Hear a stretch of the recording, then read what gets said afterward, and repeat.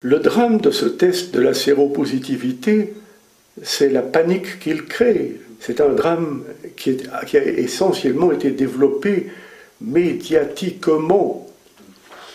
Comme l'avait dit il y a pas mal d'années notre célèbre Coluche, le sida est une maladie qui se transmet médiatiquement. S'il n'y avait pas eu l'enflure médiatique de toutes ces questions-là, je crois que l'annonce d'une séropositivité laisserait beaucoup de gens relativement indifférents. Mais il y a eu une telle amplification proche de l'hystérie et créatrice d'une panique, d'une terreur absolument mondiale, qui fait que les gens que l'on déclare séropositifs sombrent dans une panique évidente.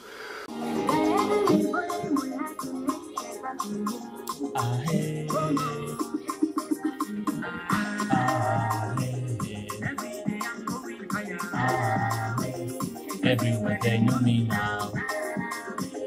Every day I'm going higher. Oh, l'amour du son. Allez écouter le son de Boy Tag et Daphne là. Fire away. C'est Out les caméras, ça dit codé. Comme on dit chez nos frères Chang, Mungtsatsu à tout le monde.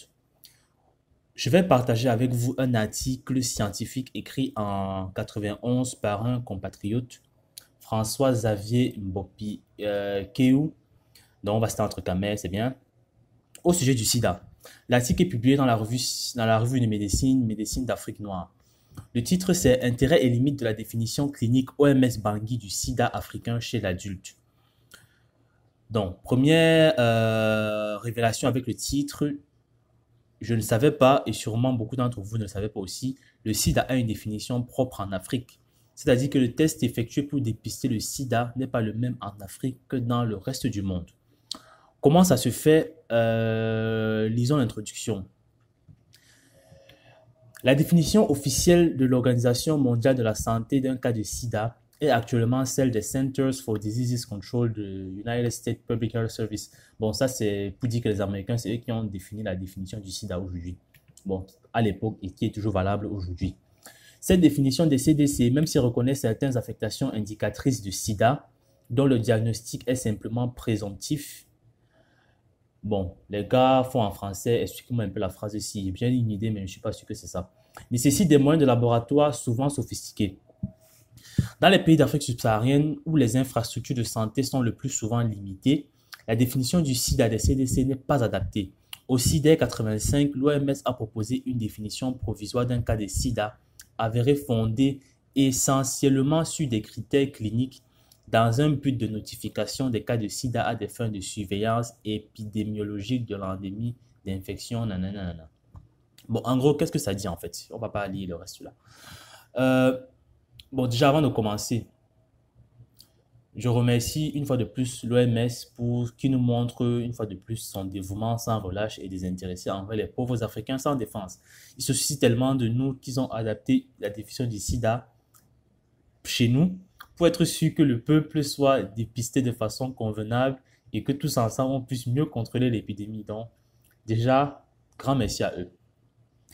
Donc, qu'est-ce qu'on explique en fait? J'ai lu tout l'article, on va pas le relire ensemble. Pour ceux qui ont un peu lu l'introduction, ils ont déjà peut-être un peu compris de quoi il s'agit.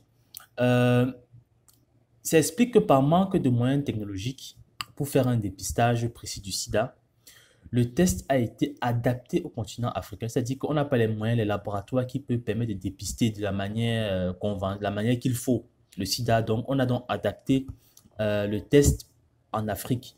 Et il semble que on dépiste le sida en Afrique sur base de moyens cliniques. Et ces moyens cliniques, en fait, ce sont des symptômes. Descendons plus loin dans l'article, on a le tableau, en fait, qui montre la définition clinique OMS Bangui du sida chez l'adulte africain.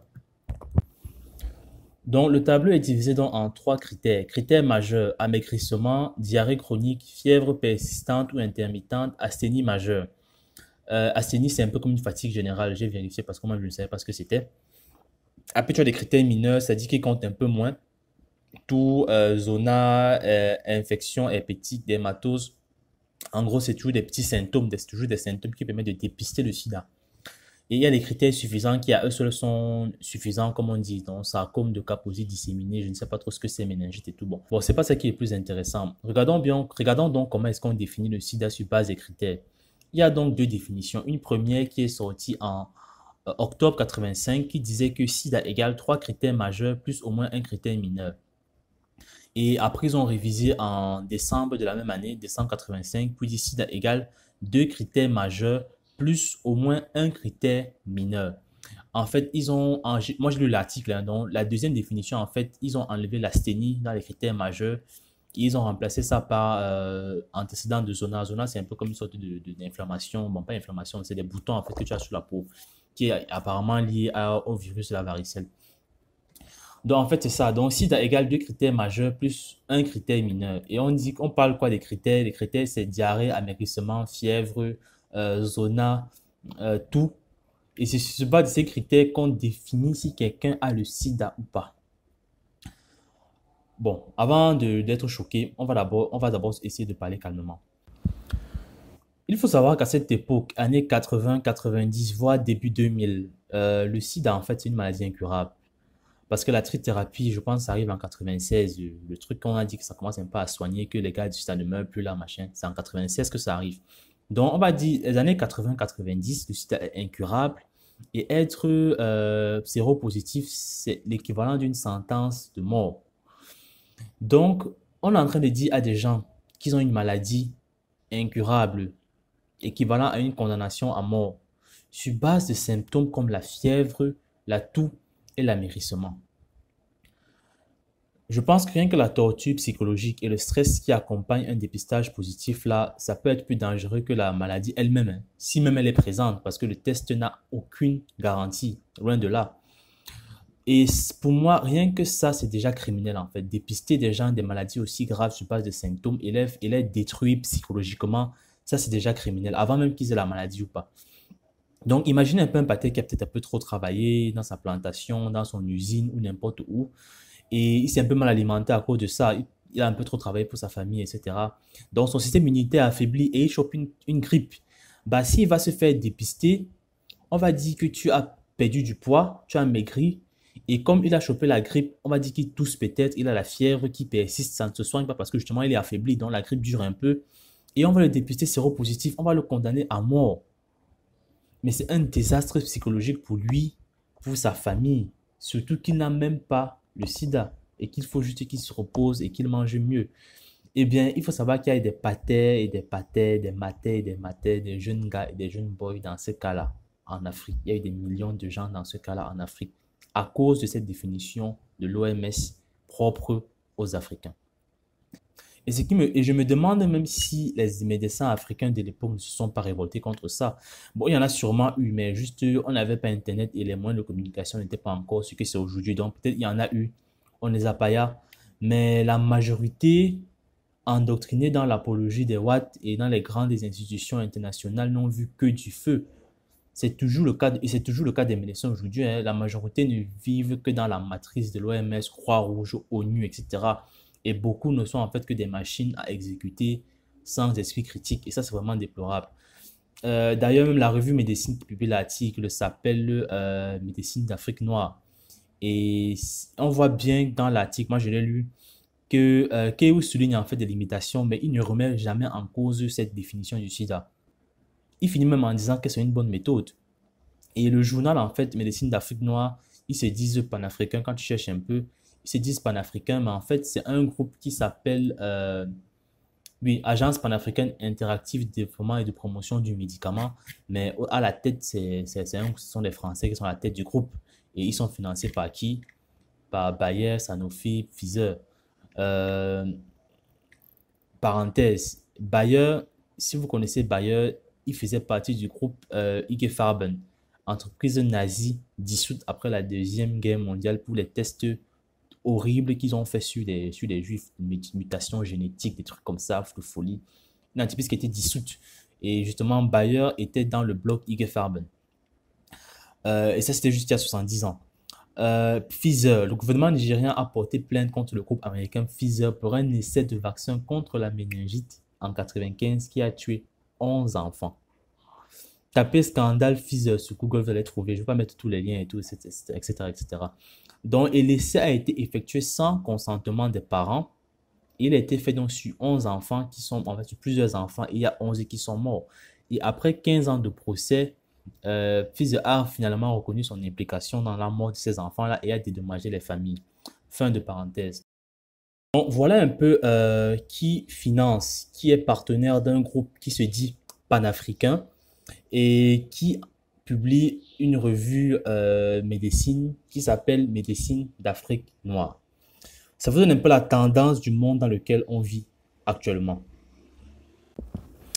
Donc, le François Xavier Keyou, soit il a compris le fait, et sauf qu'il est contraint vu qu'il publie dans un journal qui est financé par Bayer, et Sanofi et Pfizer, soit vraiment c'est le mouton du système qui ne comprend pas qu'on est en train d'arnaquer son continent et qui est vraiment sincère quand il dit que cette méthode a un certain intérêt et que malgré les quelques limitations, c'est vraiment la méthode qui marche le mieux vu qu'on n'a pas de laboratoire, l'un ou l'autre. Moi, je suis plus pour l'autre parce que dans les années 90, vraiment, c'était le summum de la domination occidentale sur nous, si on peut dire ça comme ça.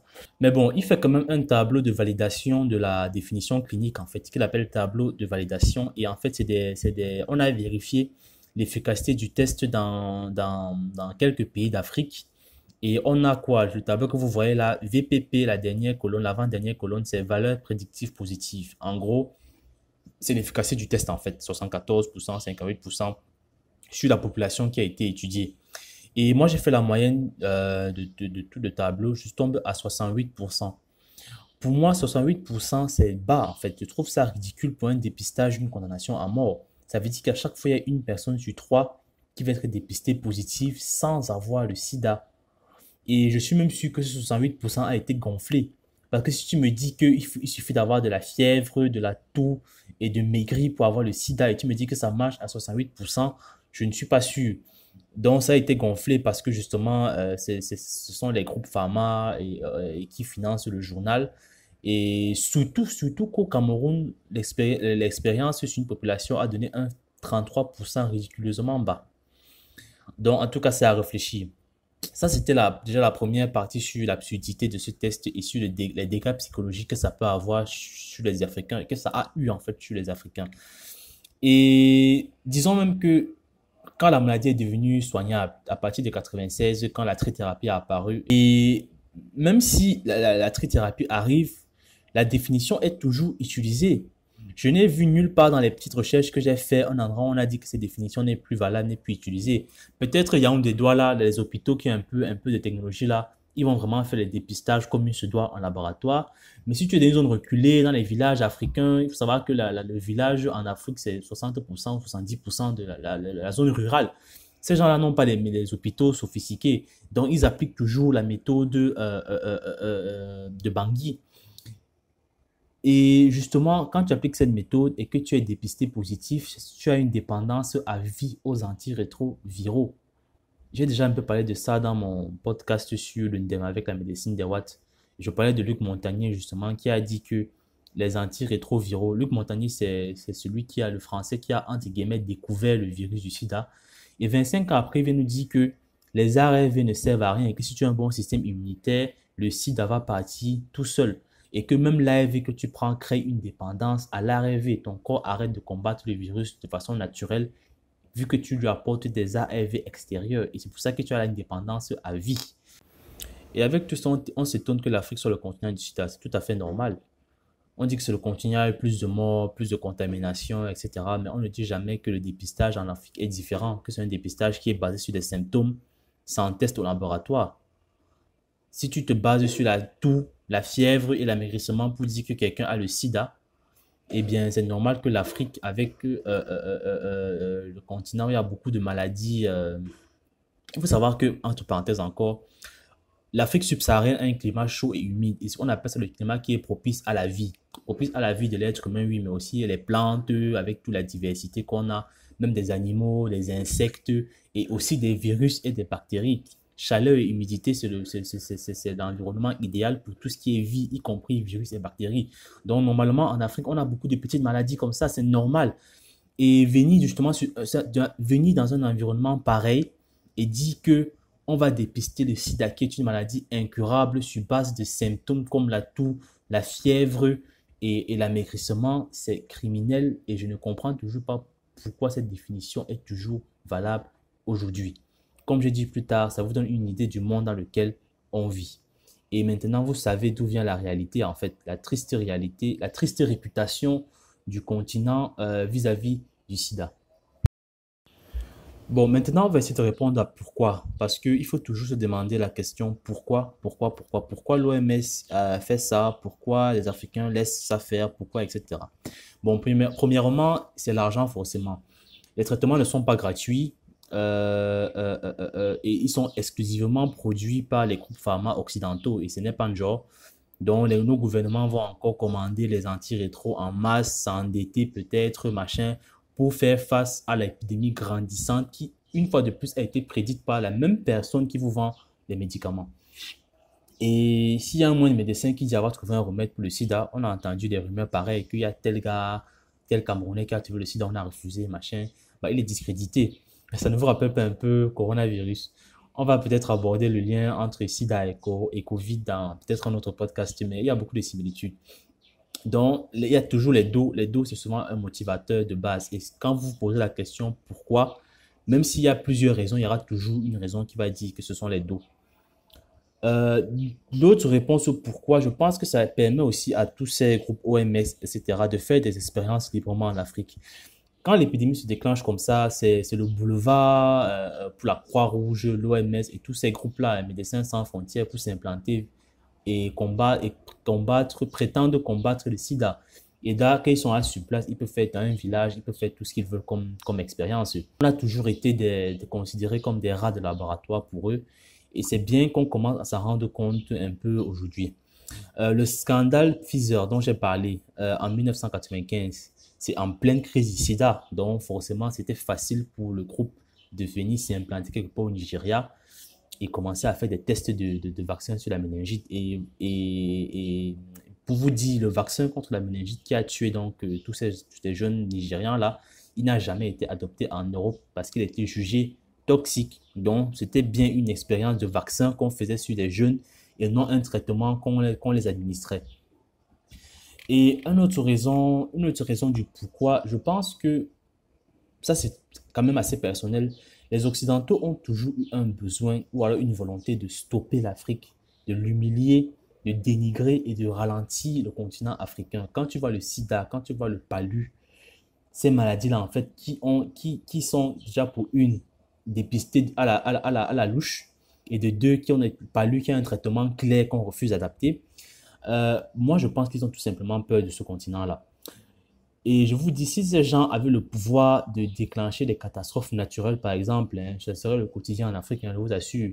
On n'allait plus être réputé comme le continent où il y a le sida, le palu et tout, mais plutôt comme le continent où les tsunamis s'acharnent, les tremblements de terre, etc., tuent des millions de gars. Hein. On allait avoir peut-être avoir un expert météorologiste américain qui dit que en fait on sent une dépression incroyable, des nuages au-dessus de quoi et on prédit une succession de tsunamis qui va ravager toutes les côtes africaines. Je vous assure que c'est ce qui se serait passé si ces gars avaient le pouvoir de créer des catastrophes naturelles. Mais bon, ils n'ont pas ce pouvoir. Ils ont un autre pouvoir qui est le contrôle des médias et de l'information qui nous parvient. Et c'est un pouvoir tout aussi dangereux parce que vu qu'on a déjà été complètement soumis mentalement par la religion, on ne remet en question rien. Les informations qui viennent d'eux ne sont jamais remises en question. Comment un dépistage sur base de symptômes pour une maladie comme le sida a pu être appliqué pendant des décennies? Ça a été accepté et validé par les gouvernements africains. Il y a un sérieux problème de soumission mentale. Et là, je fais un saut sur la religion. Donc, un saut donc sur la religion et en particulier le christianisme qui pour moi est un peu la forme la plus offensive de la domination des Watts. Et je prépare même un podcast entier sur le cas de Jésus-Christ. En vrai, il faut qu'on discute ensemble de ce man-là. Et justement, je me pose la question de savoir si tu peux te mettre à genoux chaque matin, chaque dimanche, prier un Jésus Watt, en tout cas à l'image Watt, et demain tu marches, voilà, la même journée, tu marches en route, tu croises un Watt et tu le considères comme ton égal. Est-ce que c'est possible? Ça, je ne pense pas. Je pense que mentalement, psychologiquement, ce n'est pas possible. Donc, pour moi, en fait, le christianisme, en fait, c'est ou alors un énorme cheval de Troie des Occidentaux dans nos sociétés. Et le problème je vais dire, notre problème, en fait, à nous, c'est que euh, on a tellement vécu dans le mensonge que ce mensonge est devenu notre réalité. Et on ne veut pas la vérité parce que la vérité va remettre en cause toute notre réalité. Si tu as déjà fondé toute ta vie autour d'un Jésus sauveur, aujourd'hui, si on te dit qu'en fait c'est faux, Jésus ne sauve pas, je pense qu'au lieu d'écouter la personne qui te dit ça, tu préfères t'éloigner de cette personne parce que dans le cas où cette personne te dit un truc vrai et un truc fondé, ça détruit en fait tout ton monde qui a été bâti et construit autour de ce Jésus-là. Et c'est pour ça que c'est très compliqué aujourd'hui de faire comprendre aux gens le problème que la religion a sur notre société. Donc là, on a essayé de répondre à la question pourquoi de tout cela, pourquoi cette définition particulière à l'Afrique, pourquoi ce mensonge et pourquoi les Africains laissent tout ça passer. Et on s'est rendu compte qu'on a quand même des réponses qui ont du sens. On se rend compte aussi qu'on a beaucoup de similitudes avec Corona. C'est le même mode opératoire, c'est un nouveau virus qui n'a jamais existé avant et qui apparaît comme par hasard. L'OMS prédit des millions de morts en Afrique et les experts occidentaux viennent nous vacciner. Bon, sauf qu'avec Corona, ça ne s'est pas trop passé comme prévu. Et quand on y pense, c'est d'ailleurs très étrange qu'en l'espace de 40 ans, deux virus extrêmement dangereux, mortels, contagieux, sans traitement, apparaissent comme ça de nulle part. L'être humain, si on considère l'Homo sapiens dont nous, on vit depuis environ 100 000 ans. Et si on a une fréquence de virus mortels tous les 40 ans, je vous assure qu'en 100 000 ans, on aurait été complètement décimé, on aurait complètement disparu. Surtout qu'il n'y avait pas de traitement sophistiqué. Et surtout que quand les virus apparaissent en l'espace de 40 ans, les seuls qui proposent des traitements, c'est toujours un soi-disant organisme international, OMS. Comment tu peux être international et tu refuses les médicaments de certains pays? Ça veut dire que tu n'es pas international.